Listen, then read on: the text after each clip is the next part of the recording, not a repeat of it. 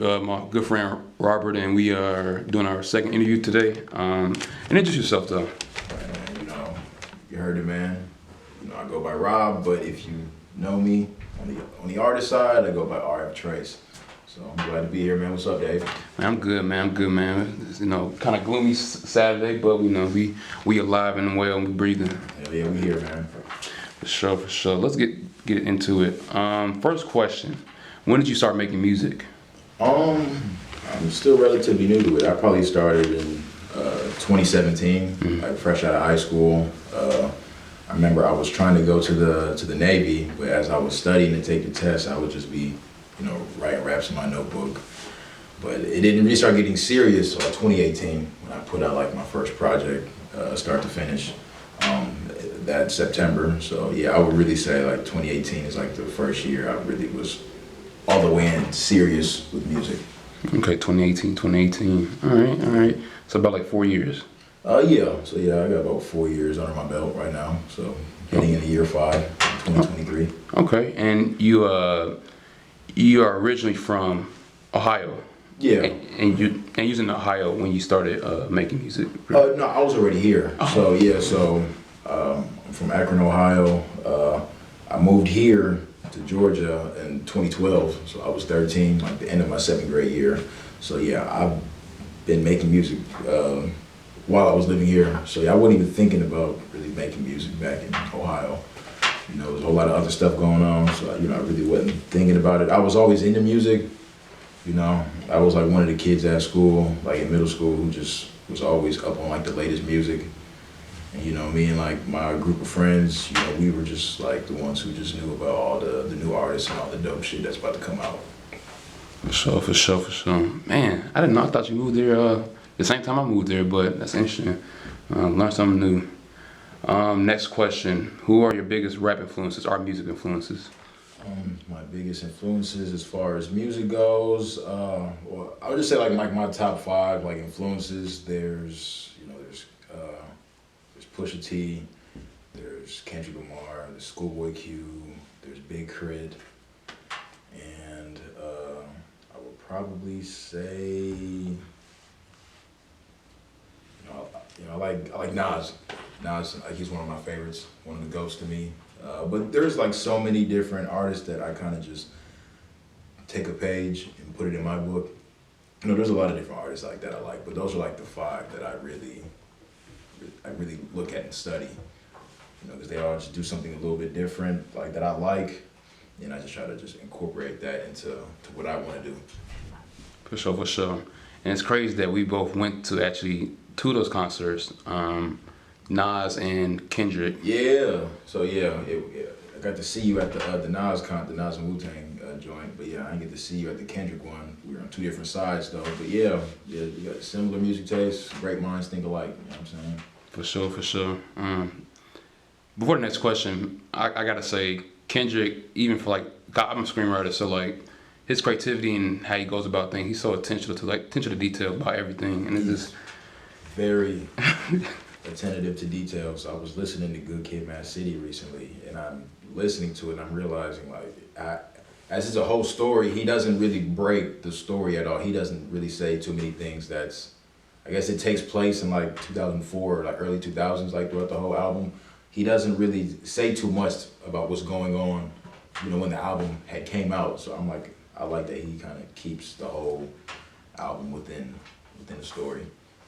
Yeah, me too. Next question. How did you feel when you first dropped this tape back in April or early this year? In April, my project, Let the Record Play, 5 songs. How I felt? I felt like the undisputed champ when I put that out, man. I've always been super confident in my work. I like to perfect my craft.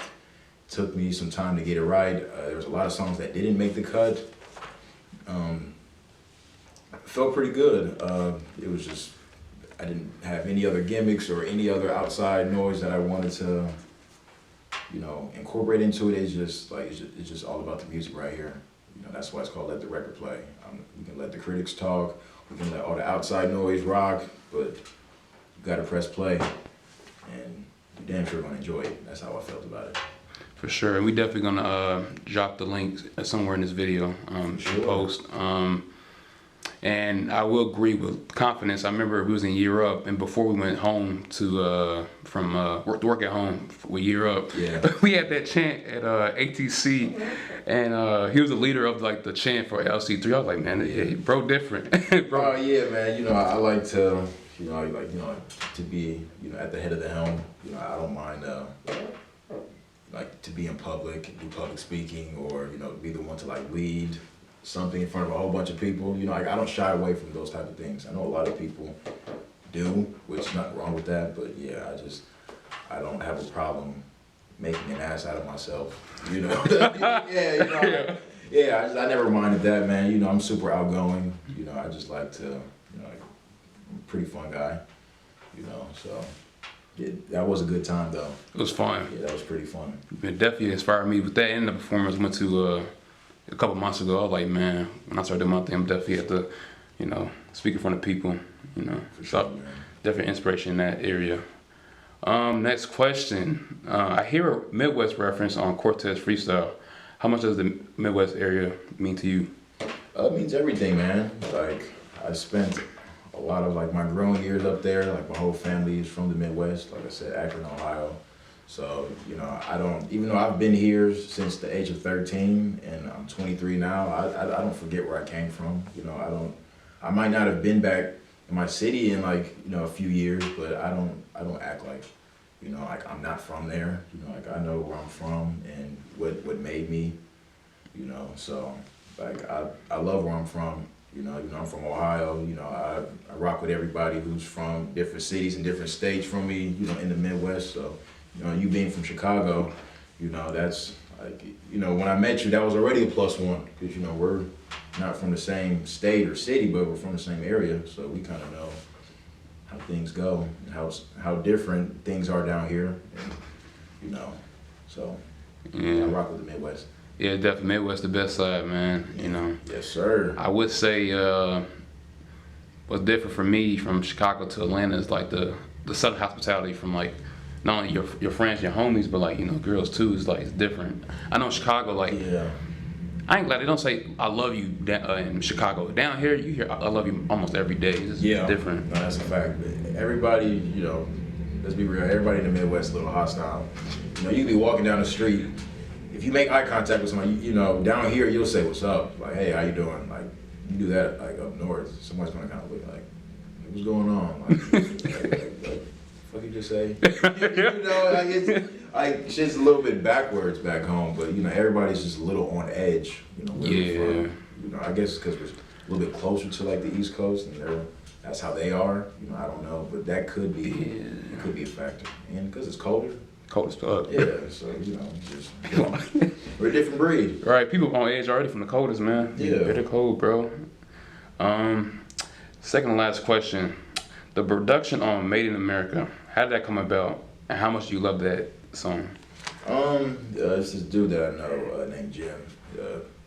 He's a producer, found him on YouTube.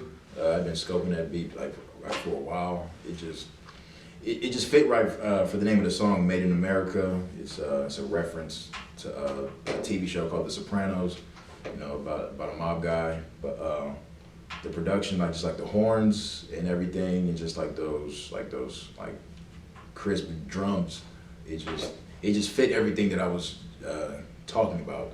So when I wrote that, I didn't have a beat in mind. Then when I came across it, I'm just like, oh no, this is definitely what it is. So yeah, that's one of my favorite songs on the project, Made in America, and that's definitely one of my favorite beats on there. Between that and probably Comfortable, those are my two favorite songs from the project.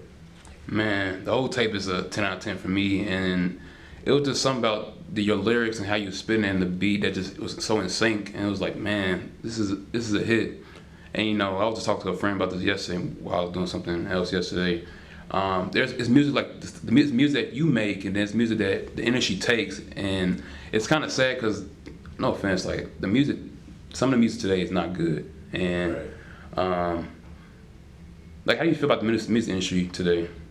I think there's a bit of a balance to it, but I would say it's about 45, 55. So there's a lot of, I'd say 55%, there's a lot going on with like all the music that we hear, that's what people really want to hear. But there's also still, a market in a lane for, people like myself and other artists. We might not get the same recognition or get the same radio play as them, but, we still get, people, get the tour and get to, have all these fans and, live their dream, making money off of, their thing that was, a passion. Then it becomes an obsession, and it becomes your career. So I think it's in a good place, but musically wise, I think it could be better, but that's a conversation for another day. Yeah. But yeah, I kind of just try to just stay on my side. I don't want to play any of those games.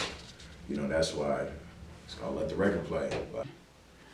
Last question. Where do you see yourself in 5 to 10 years? 5 to 10 years, hopefully I can be, touring, making money off of, this thing that I love to do called rap. Have, my brand, the home team, have like our merch, all the way up and running. Just that, and just want to make at least, $100K, a year, off of music. Just having a solid fan base. I'm not asking for too much.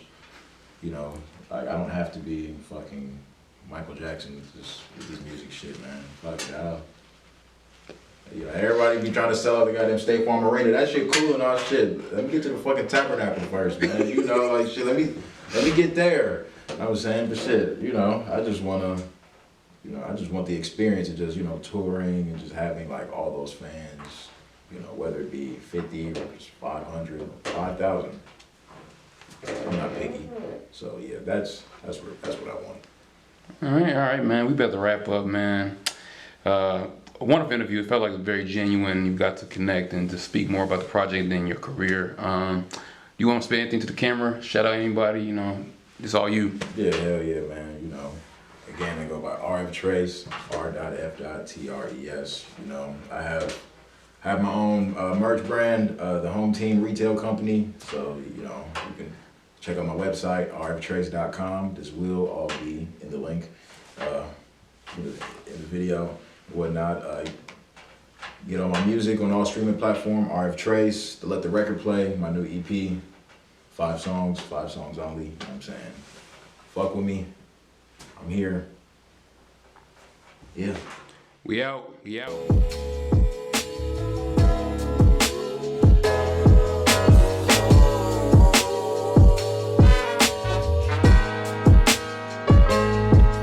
Yeah, pardon my innocence, pardon my arrogance, pardon the government and invoking their censorship, pardon my lack of judgment, pardon your lack of substance, pardon my imperfections, I just pray I'm not redundant, pardon these obstacles, I've been calling these audibles, all that bullshit that I've been through's permanent and unwashable, pardon my intuition, pardon my superstition, pardon these innovative and creative words I sentence, pardon my reputation, known for nothing physically, the average black nigga, always been my identity, fuck it, pardon my self-awareness, I probably sound defiant, I took a trip to Chicago, I sat behind the pilot, doing me was always my state of mind, I've been chilling, traveling, shopping and taking my time, reminiscing about them older days, debating about them golden gates, pardon me, my sins don't end until my soul. See, I've been ducked off, it's been a long time, I kept my